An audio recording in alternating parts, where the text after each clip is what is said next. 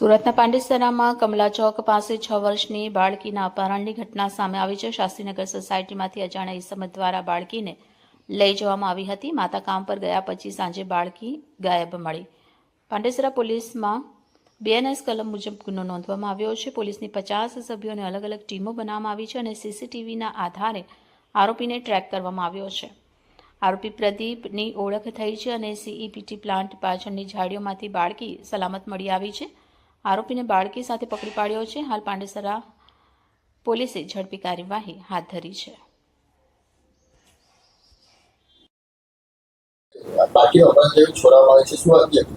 જી ગઈ તારીખ 31/3/2026ના રોજ રાત્રે 10:30 વાગે પોલીસના PCR પર 112 પર કોલ આવેલ કે પોલીસ મદદની જરૂર છે, જેથી PCR જે તે જગ્યાએ પહોંચેલી અને ત્યાં ઊભેલા તેના મધર ફાધરે રજૂઆત કરેલ કે મારી 6 વર્ષની દીકરીને કોઈ માણસ અજાણ્યો અપહરણ કરી લઈ ગયેલ છે. ત્યારબાદ પોલીસ ઘટના સ્થળે પહોંચે છે. પોલીસ આજુબાજુ ચેક કરે છે અને CCTV જોવાનું ચાલુ કરે છે.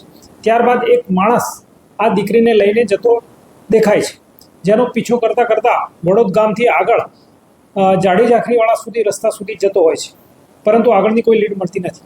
ત્યારબાદ તમામ સિનિયર અધિકારી આવી જાય છે અને આગળની લીડ મેળવતા વડોદ ગામથી પ્રાઇમ માર્કેટની જતા રોડ ઉપર બીજા CCTV ફૂટેજમાં તે દેખાય છે, જેની શોધખોળ કરતાં અમે આગળ જઈએ છીએ અને આગળ એક વેદાંત સાઈડ પર એક સિક્યુરિટી કર્મચારી આ દીકરીને લઈ જનાર કોઈ માણસને બતાવતા તે ઓળખી બતાવે છે કે આ માણસ અહીંયાથી 7 વાગે પસાર થયેલો હતો.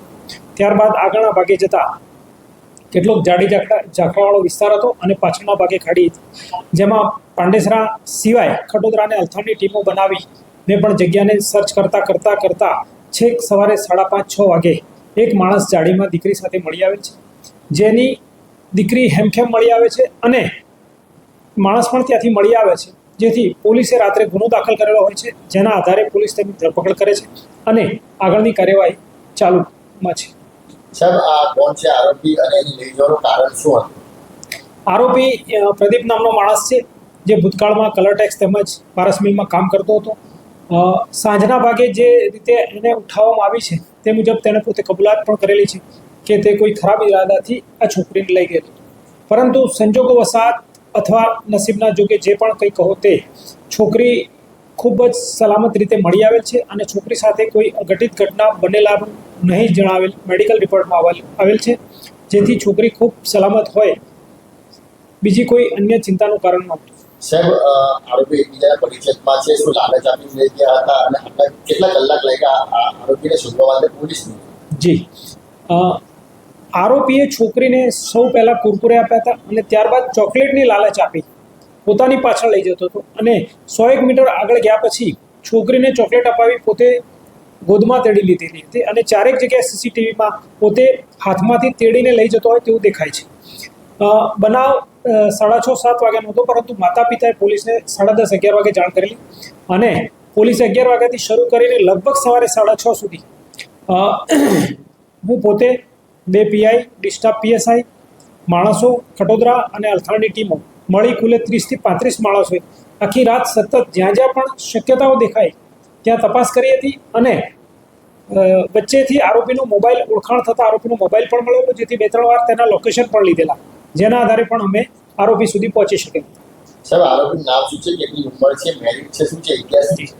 આરોપીનું નામ છે પ્રદીપ ઉર્ફે ભગવત, જેની ઉંમર 33 વર્ષની છે, પોતે મેરિડ છે, તેને 2 દીકરીઓ છે અને તે બિહારના ઔરંગાબાદ જિલ્લાનો વતની છે. સર, આજે બાળકીને શોધવા માટે પોલીસે કેટલા CCTV ફૂટેજ તપાસી રહ્યા છે? જી, બાળકીને શોધવા માટે લગભગ 40-45 CCTV ફૂટેજ જે વડોદ ગામમાં ભૂતકાળમાં નહોતા અને એ પણ પોલીસે મહેનતથી લગાવેલા હતા અને 40-45 ફૂટેજ સમય અનુસાર ચેક કરતાં બાળકીની લીડ મળી હતી. સર, શું ઈરાદો હતો? હુકમ કરવાનો ઈરાદો શું? ઈરાદો કરવાનો તો સ્પષ્ટ એનો દુષ્કર્મ કરવાનો હોય એવું જણાય છે, પરંતુ સદનસીબે મેડિકલ રિપોર્ટમાં એવા કોઈ એવિડન્સ મળ્યા નથી.